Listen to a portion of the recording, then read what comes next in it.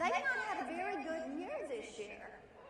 You know, COVID, their economic policy, the border, it's all a disaster.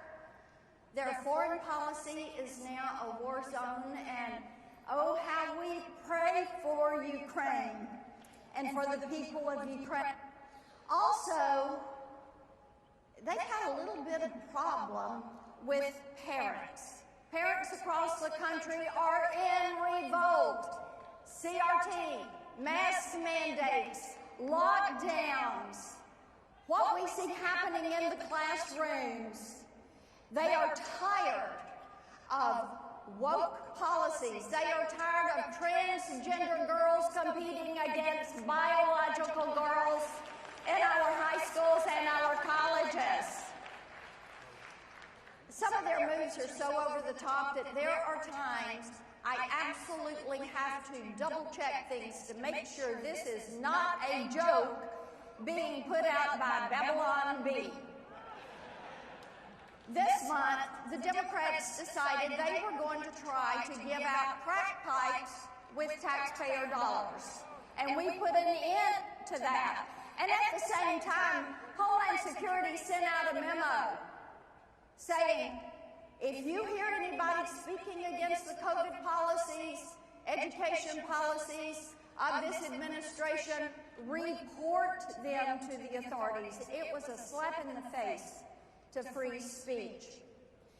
But what we know is the Democrats continue to say, in Democrat fashion, oh, we're doing this for public safety, and we are doing this for the children. But what they're really trying to do is make you dependent, to make you compliant and controlled, and to make you quiet. We are in a struggle for the soul of this country.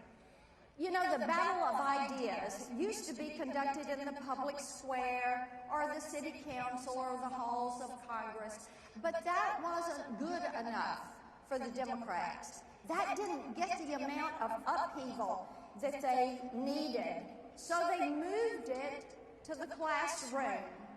And what they're trying to do is have these ideological battles in the classroom, where they're trying to replace civics with CRT. Their plan is to have a CRT-infused curriculum. Their goal is to replace education with indoctrination because that is an essential step for them. And essential to it with this Marxist CRT is no matter the subject, no matter what it is, then you can tilt it to being racist. They have made 2 + 2 = 4 racist. They have made gifted and talented programs racist, even though Asian students are the highest percentage of enrollees in these programs. They have made it America the Terrible and said, well, it's racist. They have said, if your great-grandfather fought in World War II or your dad is in the military, that is racist, and thereby you are racist. What we know is America as a country, as a great idea, as a republic, cannot survive if our children do not know our history. So, what we need are teachers that believe in education instead of indoctrination. We need teachers that are going to be focused on knowledge. We need teachers that are going to commit to ridding the woke from our education system. And thank God we have some great conservative teachers who have stood up. And you know what? The American people agree with us. It's fascinating, isn't it? During COVID, moms and dads saw what their kids were being exposed to. And they started to fight back. So, from Loudoun County, Virginia, and we've got those Loudoun County moms here, to Richmond, Virginia, all the way to San Francisco, California. You've got the mama bears and the mama grandmamas that are standing up. You've got people that are saying, you might do this to me at my place of work, but you are not going to do this to my child. And they are bringing the pressure to bear. They're saying, no indoctrination, no woke, no teachers union. You are not going to tell my child that they're an oppressor because of the color of their skin. They are saying no to masks, no to Zoom school, and no to eating lunch outside in freezing weather and sitting 6 feet apart, because they have had it. And they are ready to begin fighting back. You know, something else they're tired of is political celebrities sitting in booths, maskless, chumming up, or Stacey Abrams, maskless, with a group of masked kids around them. The hypocrisy knows no bounds. Thank goodness people are saying enough is enough and pushing back. Now, there is a solution to this. It is called Unmask Our Kids and Get the Teachers' Unions Out of the Classroom.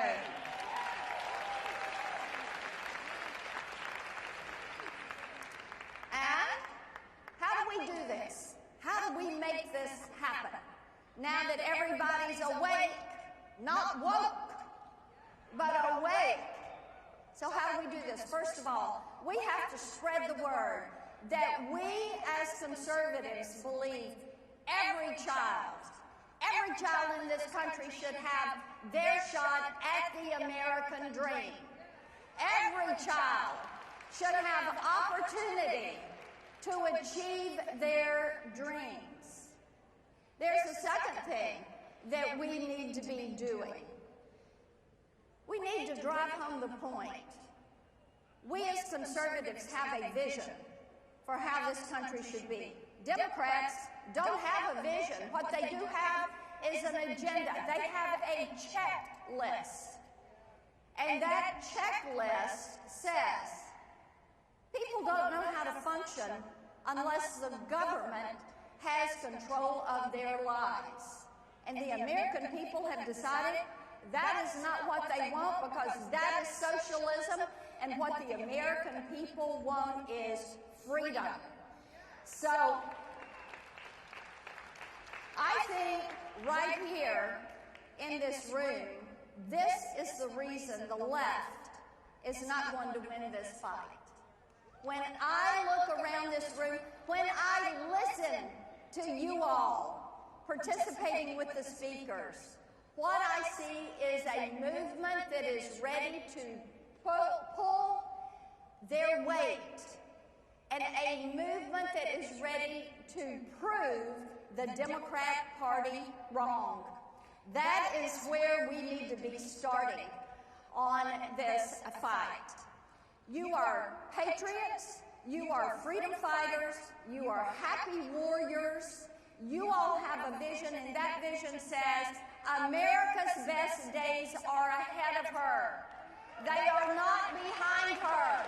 Your vision is that this country is strong, it is prosperous, that our kids are going to have the ability to dream those dreams.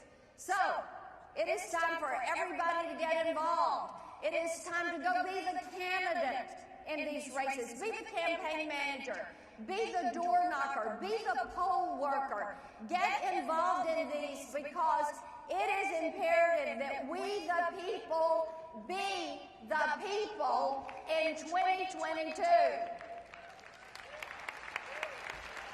You know, I've got grandkids, and when I think about this education issue, when I look at all the moms and dads across the country that are standing up, I think about what I want my grandkids to learn. I want them to know that the United States of America, that we trace our founding to 1776, not some arbitrary date that a debunked author from the New York Times decided was going to be the date. I want them to know that this Constitution is our framework, and it is valid, and on it we stand. I want them to know that freedom is worth the fight, and that they should be celebrating their family members that have worn the uniform and have defended this country and have defended freedom. I want them to know the Pledge of Allegiance. I want them to sing the national anthem. I want them to look at the person's character, not the color of their skin. I want them to love free speech. I want them to be able to express their opinion. I want them to engage robust, respectful political debate. I want them to learn to listen. I want them to learn how a bill becomes a law. And I don't want them to go to school and learn how to build a Molotov cocktail for a mostly peaceful protest. Also, I want them to learn the names of our 50 states. I don't want them to feel like they have to learn 50 different pronouns.